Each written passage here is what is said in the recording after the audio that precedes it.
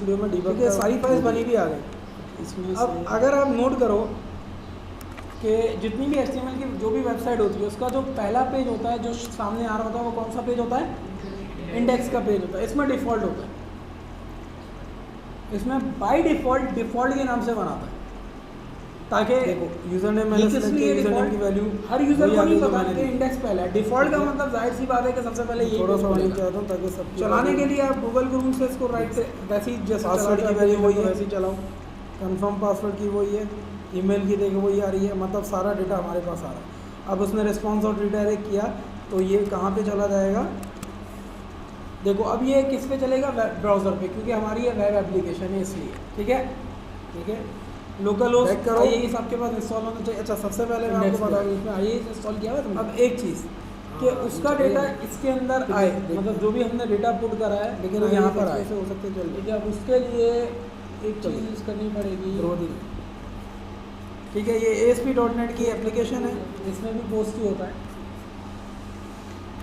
By default. देखो इसमें जो पहला पेज आया है कौन सा आया है? डिफ़ॉल्ट। यहाँ पे जो ओपन पेज है वो कौन सा पेज है? हम इसको बंद करते हैं। इसमें असल में दो वेब ब्राउज़र होते हैं हमारे पास। चलो खैर इसको अभी देखते हैं। मैं जो चीज़ एक और बता रहा था, एक वेब ब्राउज़र इसका इंटरनल होता है। हम यहाँ पर आते हैं इंडेक्स वाले पे, और जो फॉर्म था इंटरनल वेब ब्राउज़र, बल्कि ब्राउज़ करोगे तो वो आपको इधर ही खुलेगा, यहीं पे। आपको वहाँ से क्रोम वगैरह खोलने की ज़रूरत नहीं, यहीं पे फॉर्म की प्रॉपर्टीज़ पर होता है इंटरनेट एक्सप्लोरर ही। देखो जैसे अगर आप नोट करो तो ये भी इसी पे ही खुला हुआ है। ठीक है, ओके। अब सबसे पहले हम आते हैं डिफ़ॉल्ट पे।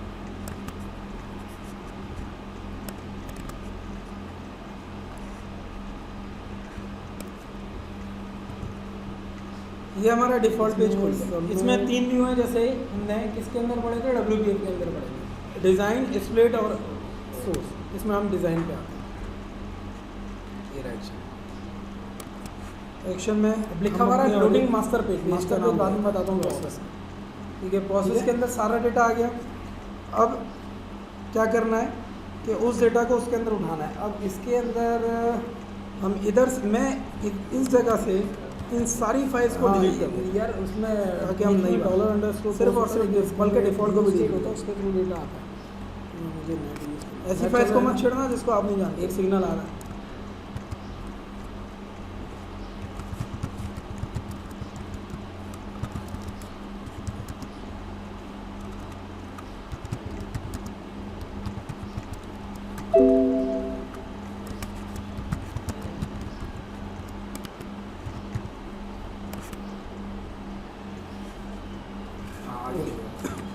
अब यहाँ पर हम आते हैं। देखो है ये वेबसाइट, और इधर वेब का सिंबल आ रहा है, वेबसाइट ही। वेबसाइट बनाओगे जब भी ऐसे आएगी, बस उसमें सोल्यूशन प्रोजेक्ट नहीं बनेगा। ASPX के अंदर इससे सबसे पहले पेज लोड आएगा।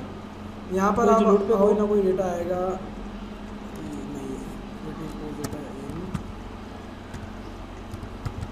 ऐड कराओ और इसमें ऐड न्यू आइटम कराओ। तो यहाँ पर आपको HTML पेज नहीं बल्कि आपको वेब फॉर्म कराना है। देखो इसकी एक्सटेंशन क्या आ रही है? ASPX आ रही है। मैं इसका नाम चेंज करके क्या कर देता हूँ? इंडेक्स फाइल आ गई, सारी HTML की कोडिंग आपके सामने आ रही है।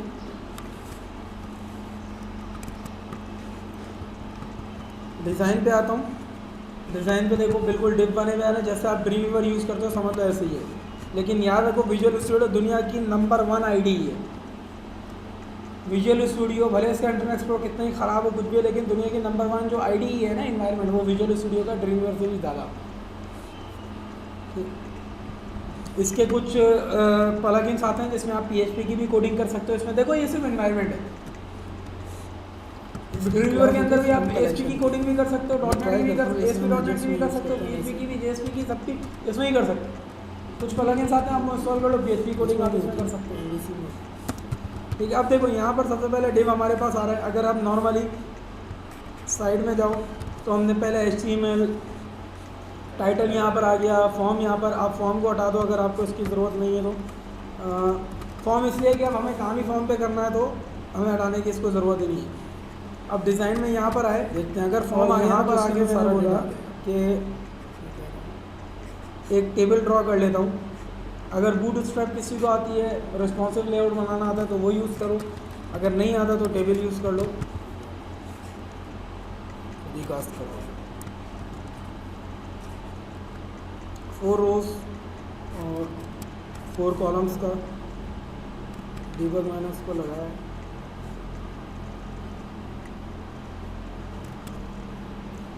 ठीक है, टेबल आपके सामने आ गया। अब इस टेबल के अंदर सबसे पहले, बल्कि एक कॉलम ज़्यादा ही ले लिया,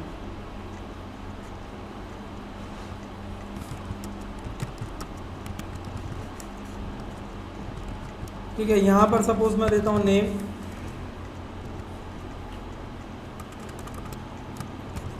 या आईडी, और दूसरे कॉलम पहले इन तीनों कॉलम को फिल कर लेते हैं।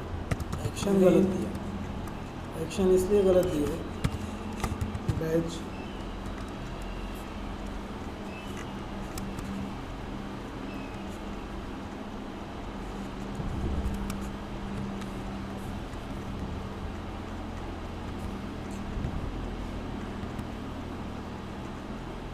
इन तीनों को मैं मर्ज कर दूँ।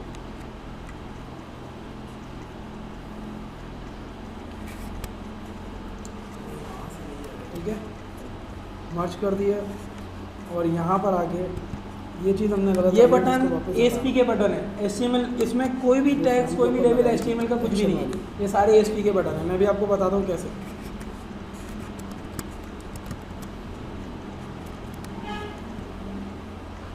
आईडी को हम इस लेवल को,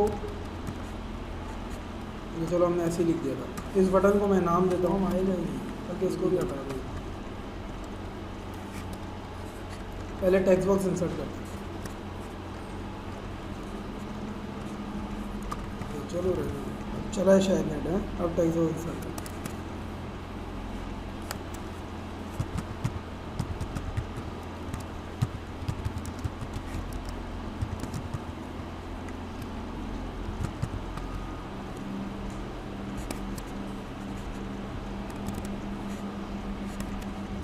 देखो बिल्कुल वैसे ही जैसे हम मेन फॉर्म पे बात करके हैं।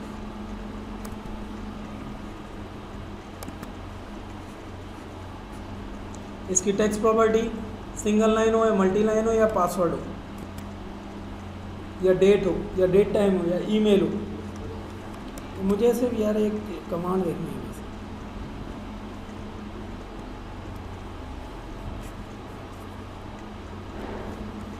एक कमांड देखना है, बटन नहीं बनाना बल्कि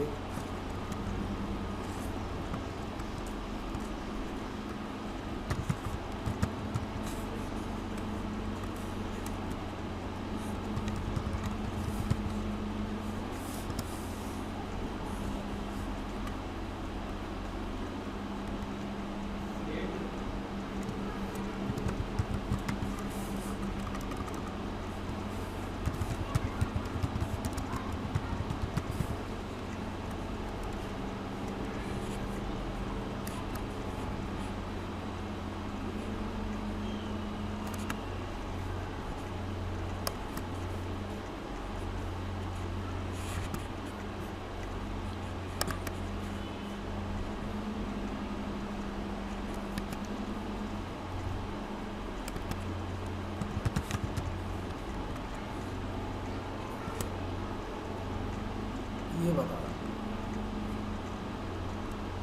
यूजर नेम पासवर्ड ईमेल और क्या दें, जेंडर दे दें, इसको वापस फॉर्म ही लेने दें, बस एक्शन हटा देते हैं।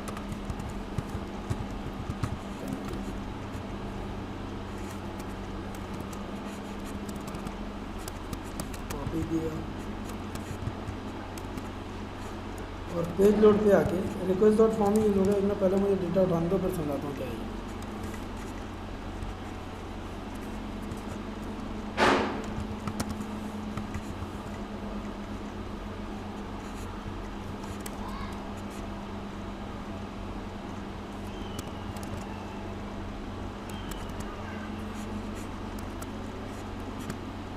रेडियो बटन लिस्ट मैंने ऐड कराई और लिस्ट के अंदर मैंने जेंडर मतलब मेल सही है मेरी और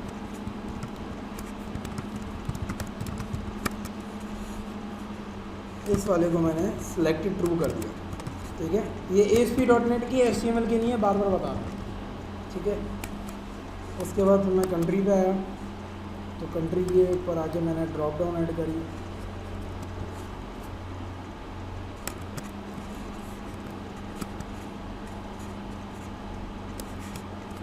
यहाँ पर जैसे कुछ कंट्री लिख लेता हूँ, ऑस्ट्रेलिया,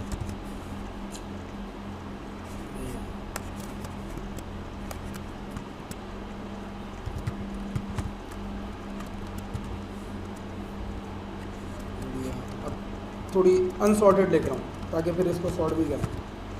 पाकिस्तान,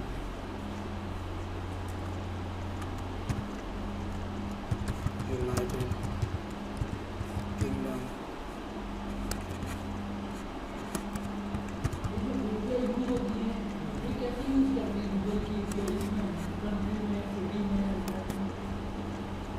वो API जो आप पहले पढ़ो उसको, वो API खुद बताती हैं आपको कैसे यूज़ करना है। हर API का अपना तरीका होता है, खुद बताती है। चाहे कोई भी डिवाइस कनेक्ट करो या कुछ भी करो, उसकी अपनी जो API होती है वो खुद आपको बताती है कि कैसे इसको यूज़ करना है। ASP.NET में कैसे यूज़ करना है, PHP में कैसे यूज़ करना है, आप खुद यूज़ करना। वही और सबमिट बटन की प्रॉपर्टी को बोलते हैं।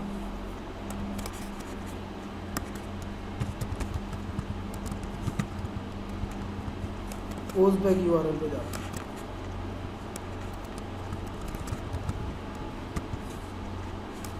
और इसकी वैल्यू में -1 देगा और इसको ट्रू सिलेक्टेड करा।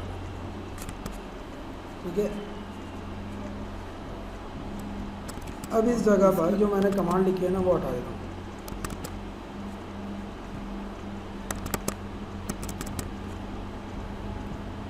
इसमें एक सॉर्ट की प्रॉपर्टी होगी, वो खुद ही पोस्ट बैक करेगा, फिर देखते हैं फॉर्म उठाता है नहीं उठाता।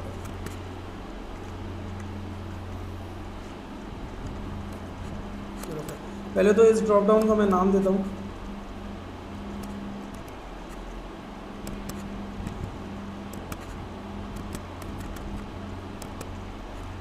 CBO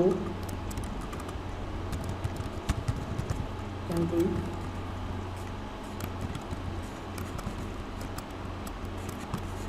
इस रेडियो बटन लिस्ट का नाम देता हूँ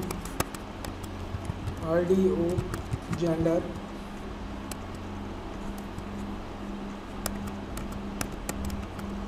EXT ईमेल,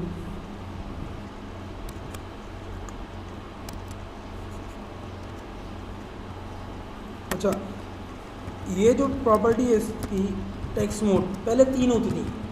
मैं क्योंकि काफ़ी अर्से बाद जो है ASP.NET पे काम कर रहा हूँ, नया विजुअल स्टूडियो, तो इसमें उन्होंने काफ़ी दे दी जैसे HTML5 की तरह। तो अभी मैं सिर्फ इसको सिंगल लाइन पे कर रहा हूँ क्योंकि आगे चल कर मैं ईमेल की वैलिडेशन लगाऊंगा इस पर, क्योंकि अगर अभी से मैंने ईमेल दे दी ये बाय डिफ़ॉल्ट वैलिडेशन लगा देगा। ठीक है, तो इसलिए मैं इसको वैसे दे रहा हूँ। हाँ, पासवर्ड में मैं इसको पासवर्ड दे देता हूँ।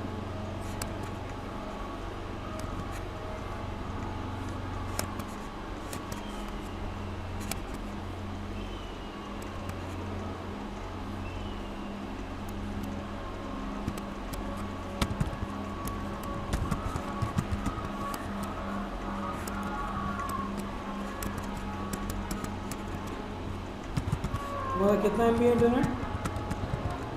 अच्छा चलता है।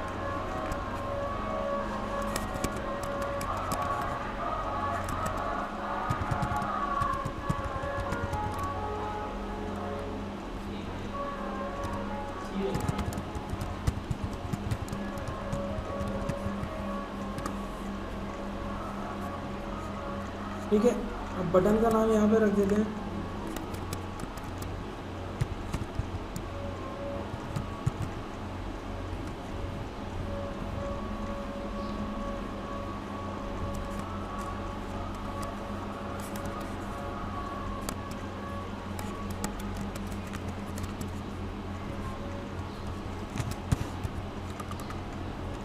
सबमिट।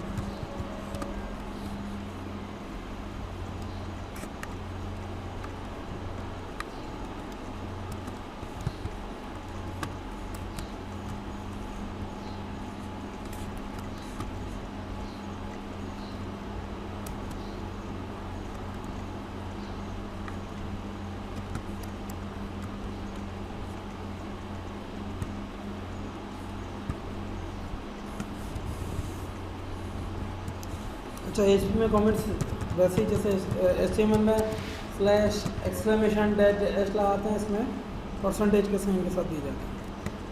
अच्छा, इधर एक मिस्टेक ही हो रही है कि हम जो बटन यूज़ कर रहे हैं हम डॉटेड का, जो फॉर्म यूज़ कर रहे हैं वो HTML का है, ठीक है।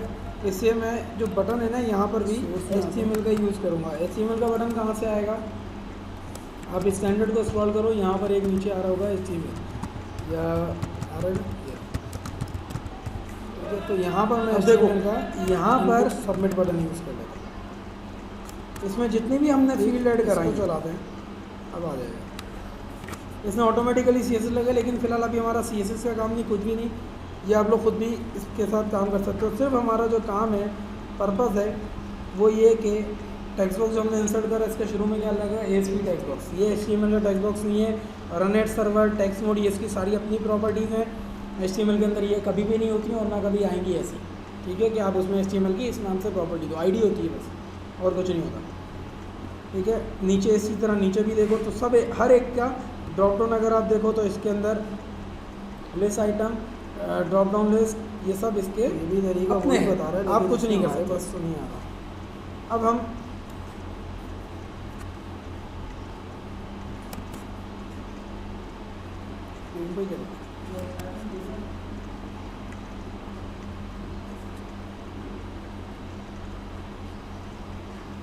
किसी पर्टिकुलर पेज को चलाना है तो जो भी पेज है आपका,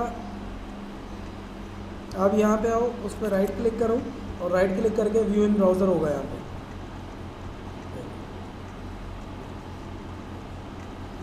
यहाँ पे व्यू इन ब्राउज़र पे होता है कि आप उस फाइल को डायरेक्टली रन कर सकते हो, ठीक है। रजिस्ट्रेशन फॉर्म हमारा बन गया, यूज़र नेम आ गया, टेक्स्ट बॉक्स आ गया, सबमिट। अब सबमिट बटन पे क्लिक करने पे क्या होगा, उस पर आते हैं। यहाँ पर हम आए, डिज़ाइन पे आए, सबमिट पे डबल क्लिक करा,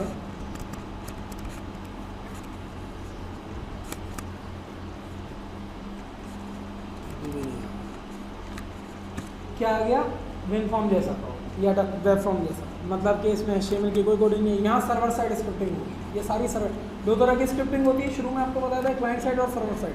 क्लाइंट साइड जो यूज़र के एंड पे चलती है, सर्वर साइड जो पीछे सर्वर पे रिक्वेस्ट भेजती है, वो रिस्पॉन्स देता है, ठीक है। अब यहाँ पर सेव, अब जैसे मैं इसको बोलता हूँ स्ट्रिंग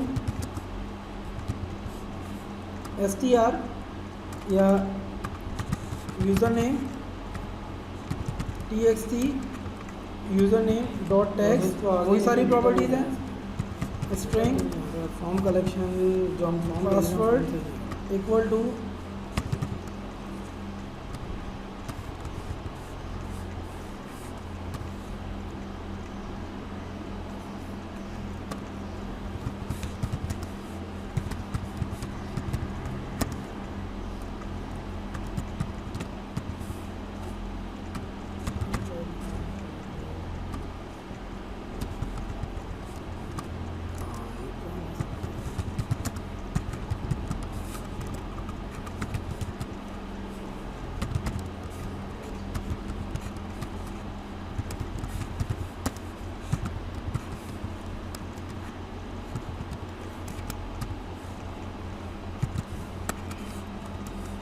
डॉट सिलेक्टेड वैल्यू, ठीक है।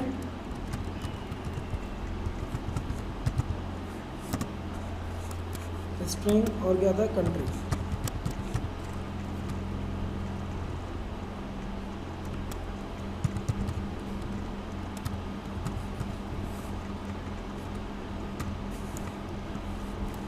ठीक है। अब उसके बाद हम इसमें एक और पेज बनाते हैं जिसमें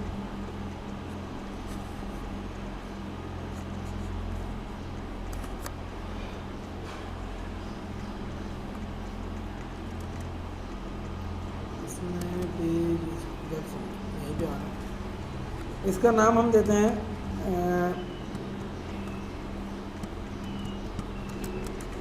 प्रोसेस पेज बन गया। इसके अंदर आके कुछ नहीं, मैं सिर्फ एक लेबल रख दूँगा,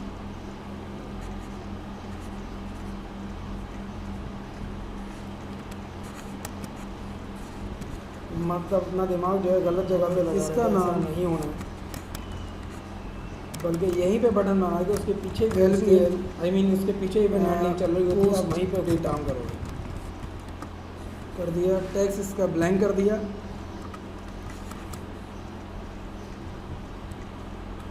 ठीक है, देखो वो पीछे बैक पे भेजता है। यहाँ पर एक बटन मैंने बना दिया, हमने इसको डेटा को शो नहीं करा है, तो यहाँ पर हमें देना पड़ेगा इस बटन के मैंने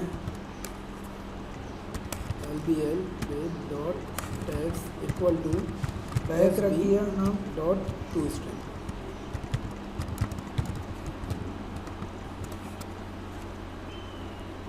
इंडेक्स डॉट ASPX पे वापस आया। यहाँ पर अब अगर मुझे दूसरे पेज पे कमांड भेजनी है, दूसरे पेज पे भेजनी है, तब उसके लिए मैं यहाँ पर क्या करूँगा कि सबसे पहले जो मेरा डेटा जाएगा,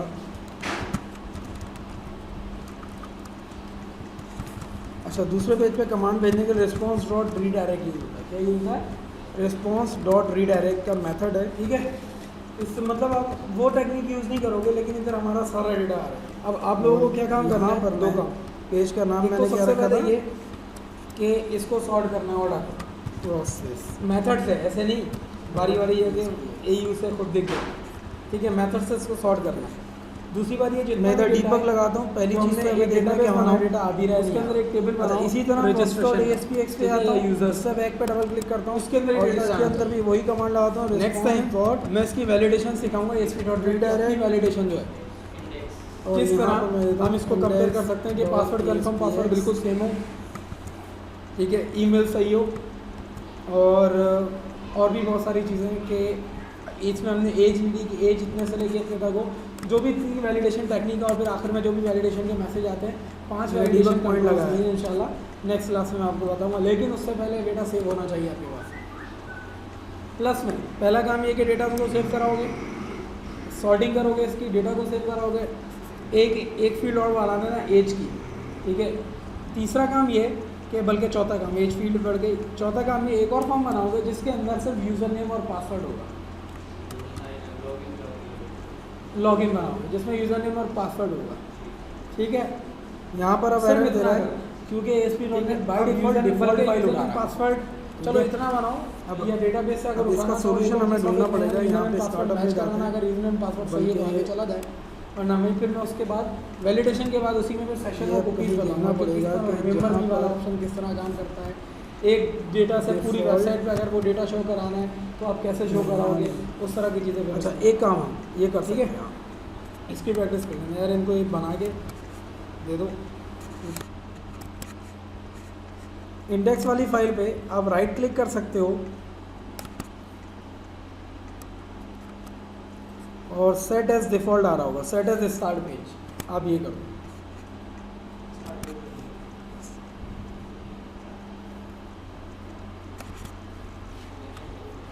ठीक है, ये अब आपका स्टार्टअप पेज बन गया।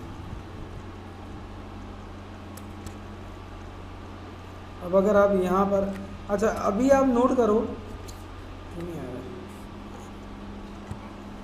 अच्छा अभी आप एक चीज़ नोट करो कि जैसे अभी मैंने बोला था कि index.ASPX बनता है, पुराने वाला कोई विजुअल स्टूडियो यूज़ करोगे ना तो उसके अंदर वो index.ASPX ही दिखाएगा। ये नए वाले में इसमें कुछ इन्होंने नॉर्मल ASP को भी इस तरह बनाया कि जैसे कंट्रोलर वाला सीन। ठीक है, अब हम यहाँ पर आते हैं, एक यूज़र नेम फिल करते हैं, एक पासवर्ड फिल करते हैं, एक पासवर्ड फिल करते हैं, एक ईमेल एड्रेस और एक कंट्री।